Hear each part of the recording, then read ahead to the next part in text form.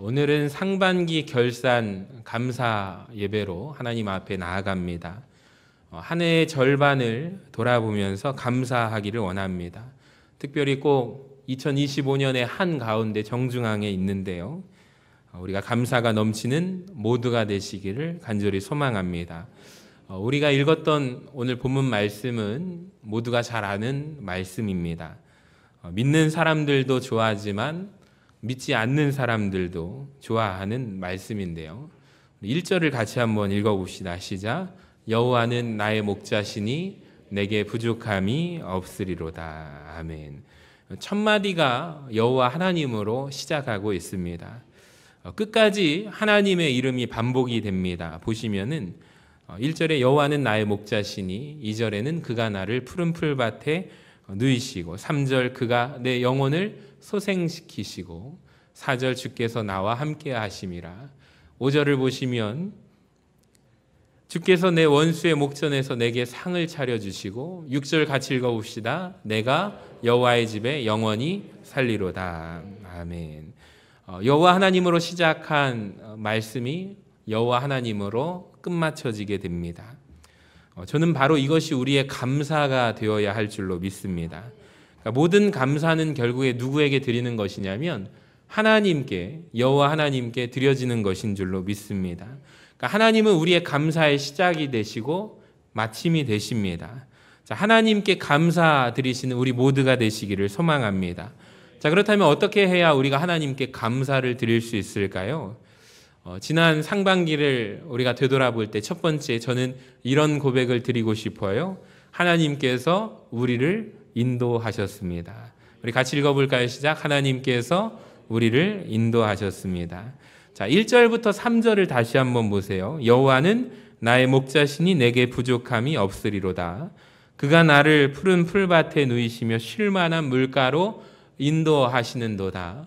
내 영혼을 소생시키시고 자기 이름을 위하여 의의 길로 인도하시는도다. 아멘. 사진을 한번 보여주시면 목자가 하는 일이 있습니다. 여기 사진에서 지금 목자가 양의 앞에 있습니까? 양 무리의 뒤를 따라갑니까? 양 무리에 앞서서 걸어가고 있습니다. 목자가 하는 일을 가장 잘 표현한 사진입니다.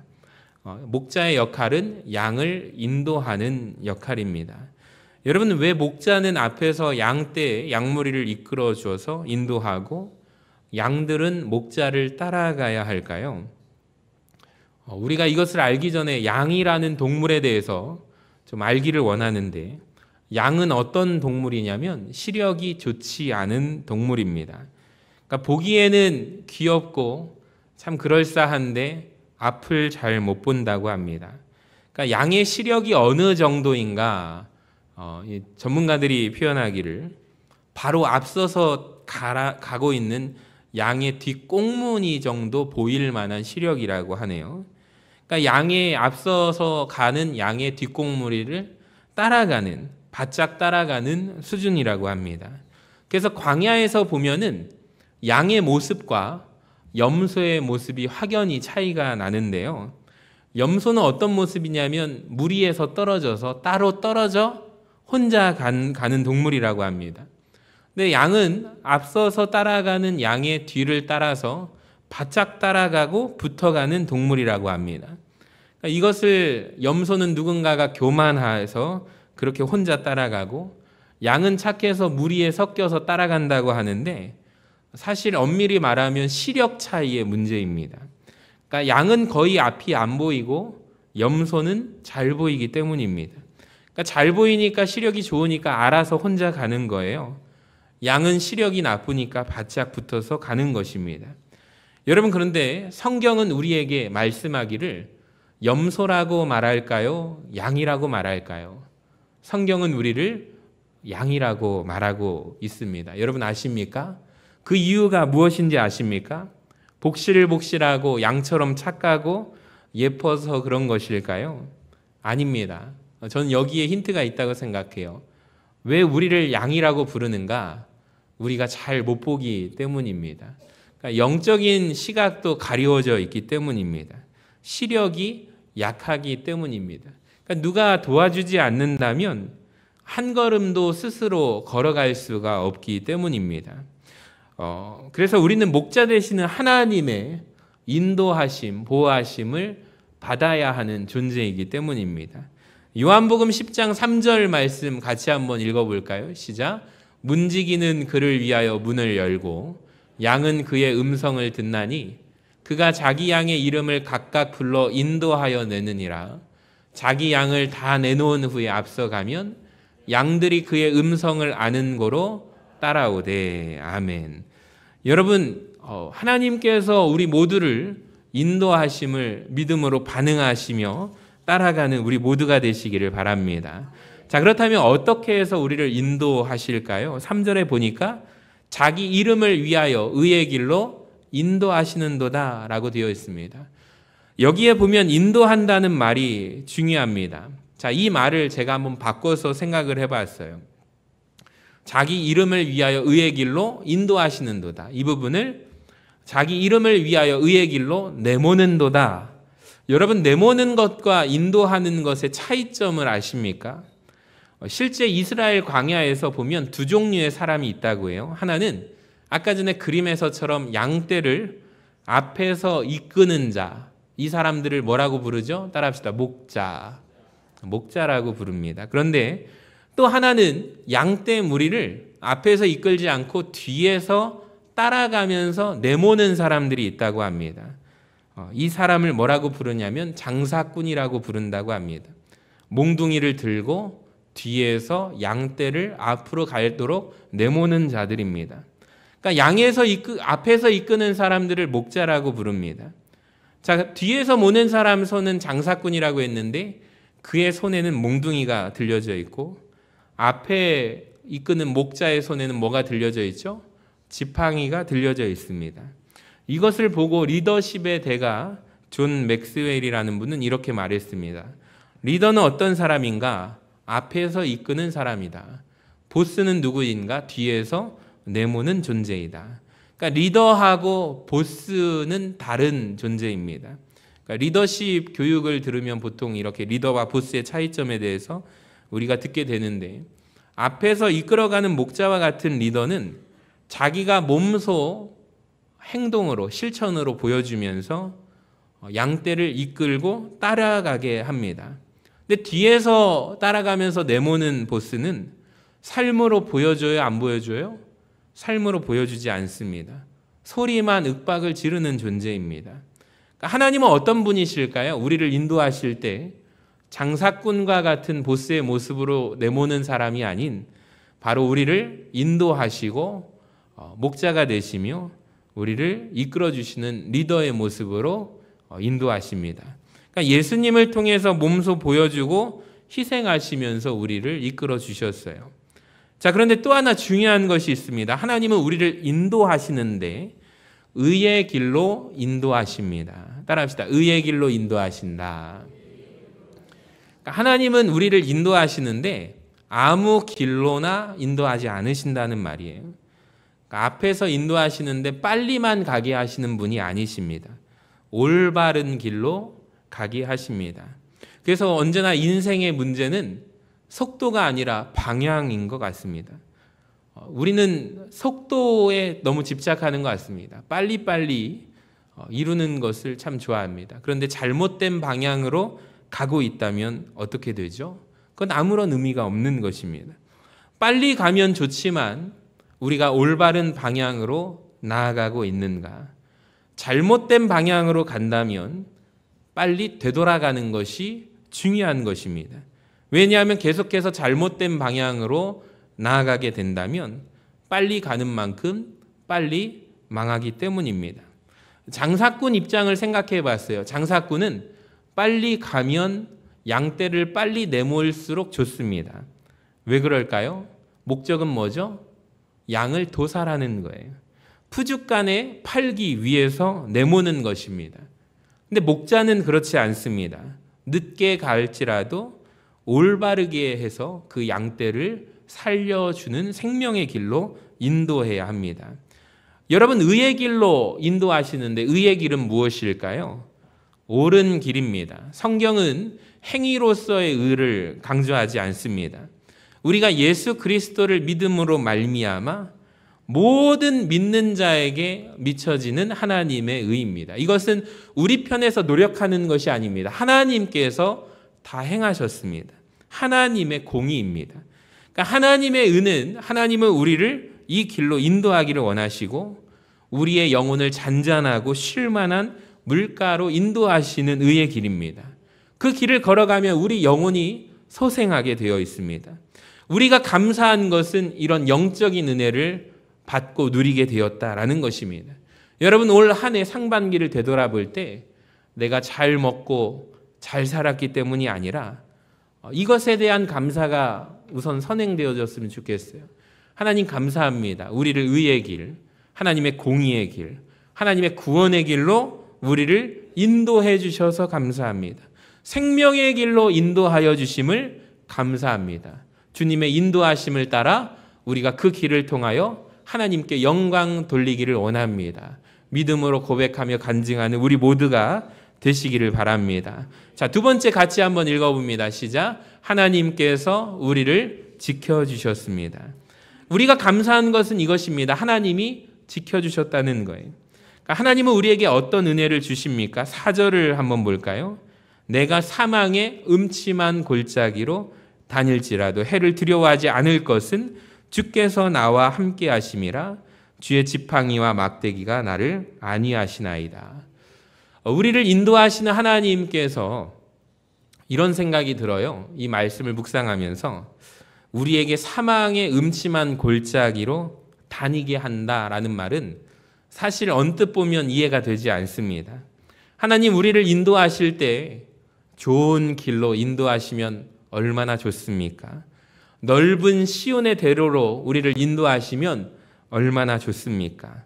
생명의 길로, 내가 살 수 있는 길로, 의의 길로 인도하신다면서 왜 사망의 골짜기, 음침한 골짜기로 걸어가는 발걸음 앞에서 멈추어서 턴하도록 하지 않고 왜 그 길을 걷게 하셔서 음침한 골짜기를 내가 걷게 하시며 피하지 않게 하신단 말입니까? 사실 이 부분을 보면서 힘든 상황 속에 있는 분들은 불평의 마음, 원망의 마음이 들 수 있는 것이 사실입니다. 여러분, 그런데 우리는 이것을 살펴볼 때 이스라엘 백성들의 지리적인 환경에 대해서 우리가 살펴보기를 원합니다. 성경에 보면은 애굽 땅에서 인도하여 내신 하나님께서 약속의 땅, 성경에 보면 정확하게 젖과 꿀이 흐르는 땅, 그곳이 어디죠? 가나안 땅에 너희를 인도하실 것이다 라는 부분이 나옵니다. 우리가 상상할 때 푸른 초장과 하나님이 인도하시는 기름지고 꿀이 흐르는 땅, 씨앗만 뿌려도 자연스럽게 열매 맺는 땅이라고 우리는 생각합니다. 그런데 여러분, 지리적 환경 가운데 보면 성경을 연구하고 공부할수록 성경이 쓰여진 이 땅, 이스라엘은 그리 기름진 땅, 약속의 땅, 젖과 꿀이 흐르는 땅같이 보이지 않습니다. 보니까 산과 골짜기로 척박한 땅, 정말로 힘든 눈물 골짜기라는 것을 아십니까? 제가 군 생활을 강원도에서 보냈습니다. 거기 가보니까 전주에 살다가 갑자기 강원도로 이렇게 떨어져가지고 2년간을 사는데, 와, 이런 곳도 다 있네, 한국에. 그런 생각이 들었어요. 보기만 해도 다 커요. 곤충들도 크고, 모기도 크고, 벌레들도 다 크고, 못 보던 벌레들도 참 있어서 참 거기에서 많은 경험을 했습니다. 대자연의 숲을 누리고 왔습니다. 보니까 전주가 축복받은 곳이구나 라는 생각을 거기 가서 참 새삼하게 되었습니다. 이스라엘 땅이 우리나라 강원도와 같지 않을까라는 생각을 하게 됩니다. 산과 골짜기로 이루어진 땅입니다. 성경에도 그렇게 표현하고 있어요. 신명기 11장 11절인데요. 우리 같이 한번 읽어볼까요? 시작. 너희가 건너가서 차지할 땅은 산과 골짜기가 있어서 하늘에서 내리는 비를 흡수하는 땅이요. 그러니까 이스라엘은 작은 나라인데요. 게다가 산과 골짜기로 주름 잡혀 있는 땅입니다. 그러니까 우리 근처에 보면은 김제 평야와 같은 아주 대호남 평야를 우리가 보고 살아가고 있는데 이스라엘에서는 절대로 그런 곳을 찾아볼 수가 없다고 합니다. 그러니까 성경의 무대인 이스라엘과 산과 골짜기로 되어 있다는 것은 무엇을 의미할까요? 그러니까 그것이 바로 하나님의 백성들이 이 땅에서 살아가는 방식이기 때문입니다. 그러니까 골짜기는 이 땅에 살아가는 우리 존재의 운명과 같은 곳입니다. 근데 참 감사한 것은 말씀을 묵상하면서 골짜기는 어떤 곳인가? 우리에게 결과적으로 유익한 곳이라고 말할 수가 있겠습니다. 여러분, 사실 인생을 살아갈 때 골짜기처럼 힘든 것이 없죠. 가장 힘들고 어려운 곳이 골짜기 아닙니까? 근데 가장 은혜 받는 것도 골짜기라는 것을 아십니까? 그러니까 골짜기에 있으면 안전합니다. 적은 높은 곳에 노출되고 보여지는 사람을 공격하지만 골짜기에서 몸을 숨겨서 숨은 사람을 공격하지 않습니다. 그러니까 무엇보다 골짜기를 지나면 평지가 나옵니다. 여러분 기억하세요. 골짜기는 골짜기일 뿐 영원히 계속되는 골짜기는 없다는 것입니다. 그러니까 골짜기는 어떤 곳인가? 따라합시다. 통과하는 곳이다. 골짜기는 통과하는 곳이지 사람 사는 곳이 아닙니다. 그래서 오늘 말씀 4절 말씀에 보면은 영어 성경에는 이런 번역이 있어요. 저는 이 번역이 정확하다고 생각하는데 같이 읽어볼까요? 시작. 비록 내가 사망의 골짜기를 통과할지라도. 그러니까 골짜기는 어떤 곳이냐면 통과하는 곳임을 믿으시기를 바랍니다. 그러니까 살기 위해서 골짜기로 내려가는 사람은 없습니다. 그러니까 평지로 가기 위해서 잠시 골짜기로 통과하는 것뿐이에요. 제가 이 부분을 묵상하면서 어떤 생각이 들었냐면 여러분 올 한 해가 정말로 우리나라 대한민국 경제 모든 역사 가운데 정말 힘든 시기를 보냈다고 합니다. 경제 지표는 말할 것도 없이 너무나도 처참하게 무너진 산업 기반의 상황 속에서 일자리를 잃고 자영업자분들도 너무나도 힘들고 이런 시기를 보낸 적이 없다. 이제 국무총리로 예정되신 분의 첫 마디도 제2의 IMF와 같은 상황 속에 우리 국민들의 시련과 눈물 짓는 그 한숨 가운데 있는 상황을 다시 새 정부가 다시 도약으로 국민을 섬기겠다라는 말을 제가 잊을 수가 없습니다. 올 한 해를 살아오시면서 정말 많은 분들이 힘드셨습니다. 성경이 말한 눈물 골짜기를 우리가 지나왔습니다. 여러분 얼마나 힘드셨습니까? 얼마나 기가 막힌 시간을 보내셨습니까? 아무도 없는 외로운 밤을 홀로 보내진 않으셨습니까? 섬찟 놀라면서 힘들게 살진 않으셨습니까? 그러니까 어떤 분이 그래요. 불면증을 겪으면서 밤이 그렇게 긴 줄 몰랐어요, 목사님. 너무나도 저는 지금 인생에서 힘든 시기를 보내고 있습니다. 왜 이렇게 긴 어두움의 터널이 긴지 마치 나만 고난을 당하는 것 같이 그 시간을 보내고 있다고 하나님께 묻고 또 묻지는 않으셨습니까? 할 수만 있다면 이 잔을 내게서 멈춰주세요. 하나님 절박하게 기도하지는 않으셨나요? 그러니까 한 가지 분명한 것은 여러분 우리 인생에는 여러 가지 골짜기가 있어요. 근데 그 골짜기를 만났을 때 오히려 우리를 성숙하게 하는 은혜의 생수의 강물이 흐른다는 것을 기억하시기를 바랍니다. 그러니까 인생 골짜기가 머리 아프고 힘들고 너무 어려운 한 걸음 한 걸음을 내디딜 때 이 고난의 터널을 지나갈 때 언제 끝나나 생각할 때마다 여러분 믿음의 눈으로 이 시간을 견딜 수 있는 힘과 용기를 주시라고 하나님 앞에 기도하는 모두가 되시기를 바랍니다. 마침내 그 골짜기를 통과한 후에 받게 되는 하늘의 놀라운 축복과 상급이 여러분 믿음의 신앙의 도약에 좋은 기회가 될 수 있음을 간증할 것을 상상하시면서 한 걸음 한 걸음 나아가시는 여러분 되시기를 바랍니다. 때로는 내가 지금 이 골짜기를 걸어가고 있는데 나를 떠민 것이 어떠한 사람이라 할지라도 어떠한 사건이라 할지라도 하나님은 반드시 우리가 그 골짜기를 통과한 후에 역전된 인생으로 쓰임받기를 원하신다는 것입니다. 여러분 보십시오. 시편 23편에 보면 놀라운 진리가 말씀을 묵상하는 가운데 키포인트가 하나 있어요. 펜을 가지고 표시할 수 있는 분들은 꼭 표시하시길 바랍니다. 하나님의 지팡이와 막대기가 어느 구절에 나오느냐면 4절에 나옵니다. 여기를 꼭 메모하시기를 바랍니다. 오직 한 군데 하나님께서 목자 되주셔서 우리를 인도하시는데 지팡이와 막대기로 우리를 인도하실 때 4절에서만 내가 사망의 음침한 골짜기로 다닐지라도, 우리 노란 글씨만 다시 한번 읽어봅시다. 시작. 내가 사망의 음침한 골짜기로 다닐지라도 주의 지팡이와 막대기가 나를 안위하시나이다. 아멘. 여기에 꼭 밑줄 별표를 치시기를 바랍니다. 하나님의 지팡이와 막대기가 언제 우리를 안위하시는지 아십니까?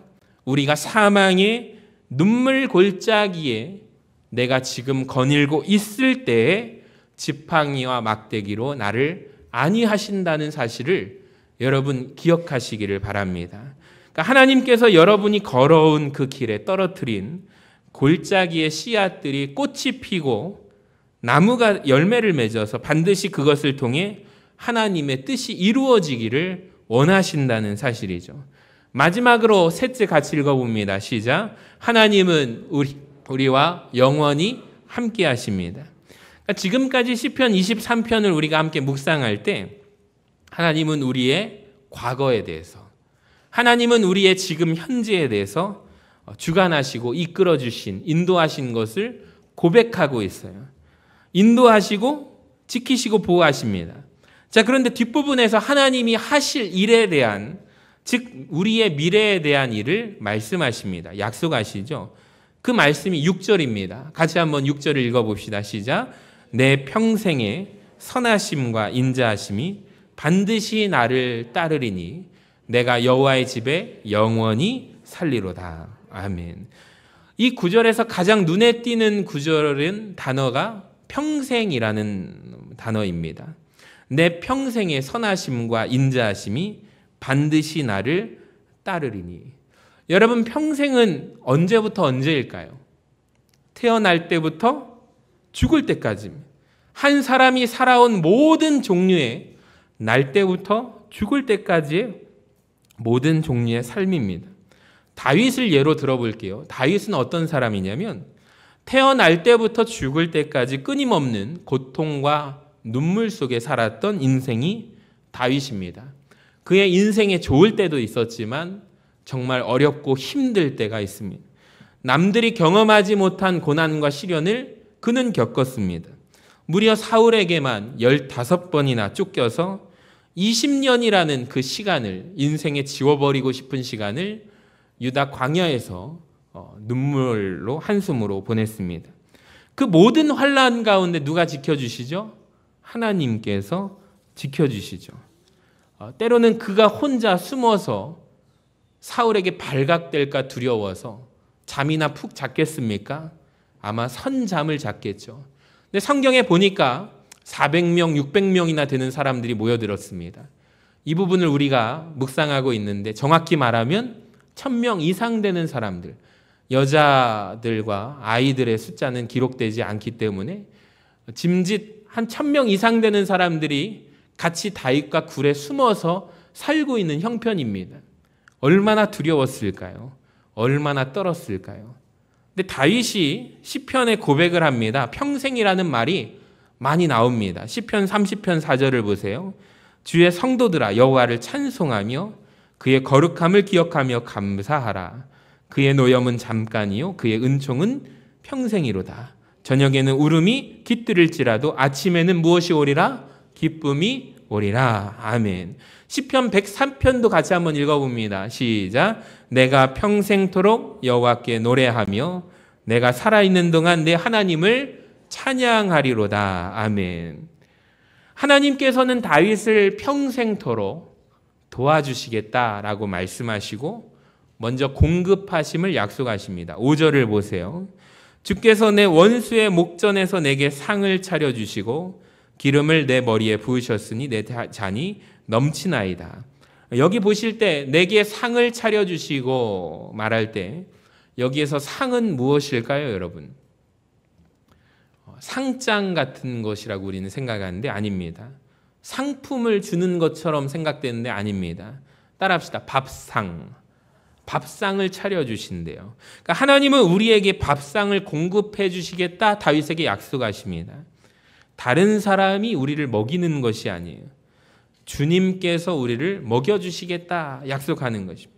즉 내가 노력해서 내가 먹는 삶이 아닙니다.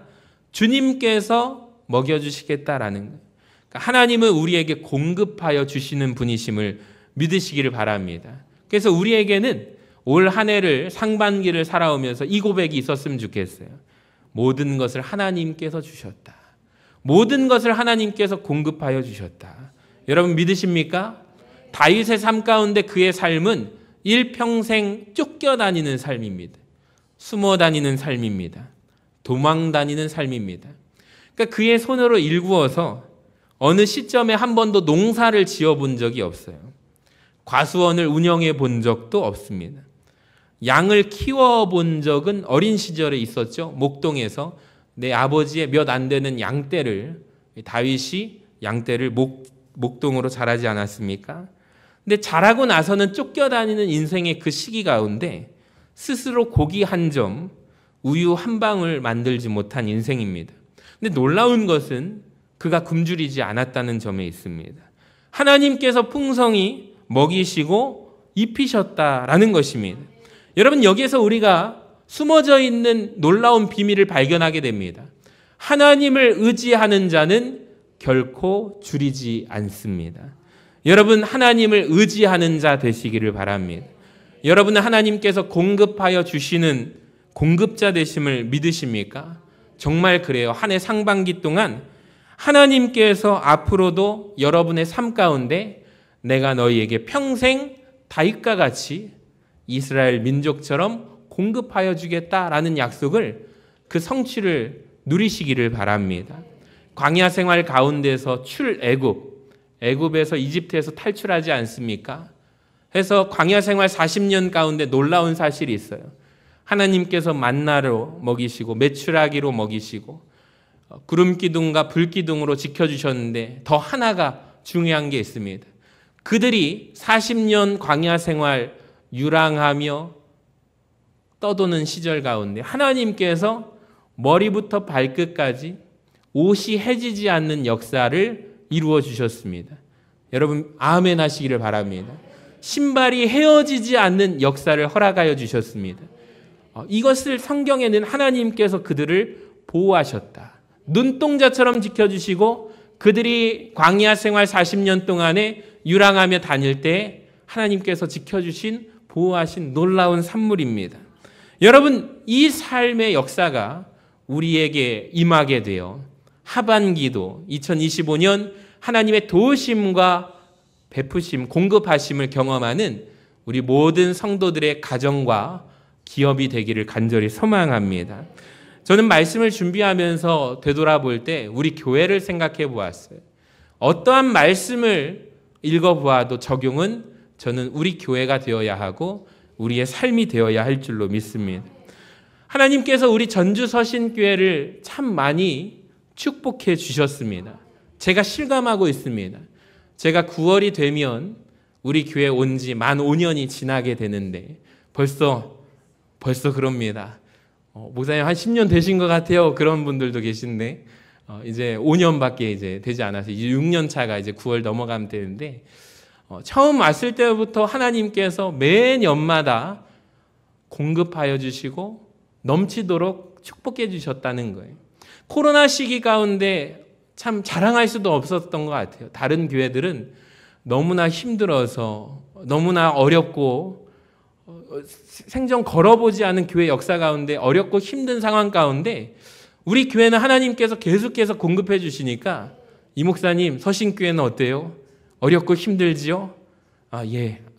더 이상 말을 할 수가 없습니다. 모든 교회들이 어렵고 힘든 속에 하나님께서 우리 교회를 계속해서 공급해 주시고 입히시고 축복해 주셔서 올해 상반기에 제가 이런 고백을 했습니다. 하나님 어떻게 하시려고 그러십니까?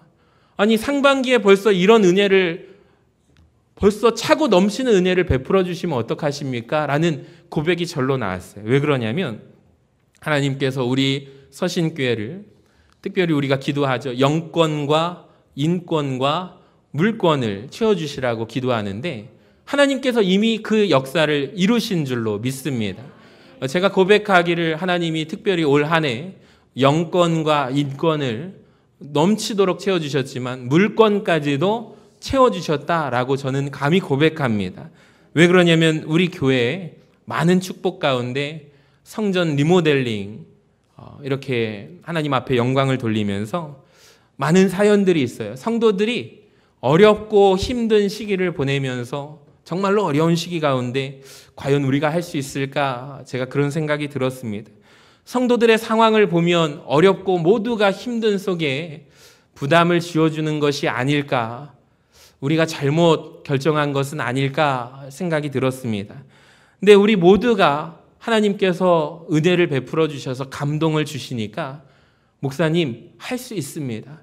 목사님 걱정하지 마세요. 많은 분들이 곳곳마다 오히려 저를 더 위로해 주시고 또 어머니께서 돌아가시고 어느 한 가정에서는 장의자를 헌물하시면서 어머니께서 아마 제일 원하셨던 일이 아니실까 생각하시면서 헌물을 하시고 또 곳곳마다 우리 권사님들, 집사님들, 우리 장로님들, 안수 집사님들, 우리 성도님들 모든 재직들이 합심으로 정말로 피와 같은 눈물과 같은 헌금을 들고 오시면서 주님 나라 위해서 특별히 주의 성전을 위해서 아름다운 곳으로 목사님 써주세요. 하나님께서 제일 기뻐하시리라 믿습니다. 나라 경제가 어렵고 힘든 속에 하나님이 우리 교회를 참 많이 사랑하셔서 많은 축복을 부어주셨습니다. 교회가 어렵고 힘들 때가 있지만 무엇보다 중요한 것은 딱 하나 따라합시다. 믿음입니다. 우리의 믿음입니다. 여러분 우리의 믿음을 점검하시기를 바랍니다. 그러니까 우리에게 이 믿음이 있어야 돼요. 지금까지 우리의 삶을 하나님께서 공급하셨다. 하나님께서 먹이시고 입히셨다. 앞으로도 하나님이 공급하여 주신다. 할렐루야. 여러분 하나님 주신 마지막 약속을 붙잡으며 나아가시기를 바랍니다. 6절 같이 읽어봅니다. 시작. 내 평생의 선하심과 인자하심이 반드시 나를 따르리니 내가 여호와의 집에 영원히 살리로다. 아멘. 하나님이 여기에서 분명히 약속하십니다. 하나님은 우리를 의의 길로 인도하시고 앞으로 인도해 주실 줄로 믿습니다. 하나님은 우리를 사망의 음침한 골짜기에서도 지켜주셨습니다.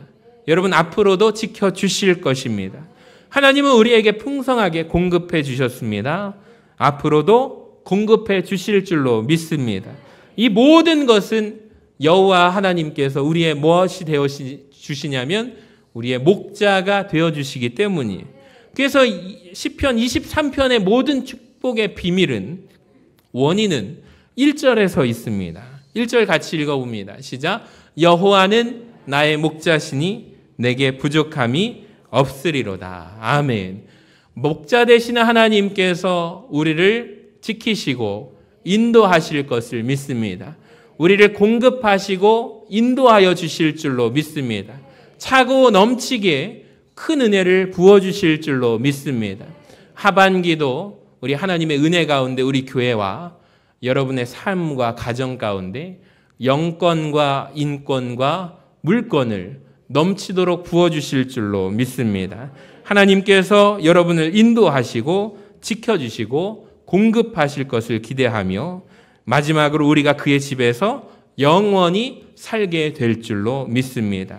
여러분 이것이 우리가 오늘 상반기를 마무리하고 이제 다가오는 새로운 하반기의 첫 시작을 드리면서 하나님 앞에 감사해야 할 이유가 바로 여기에 있습니다. 여러분 그 감사로 주님 앞에 나아가는 우리 모두가 되시기를 간절히 소망합니다.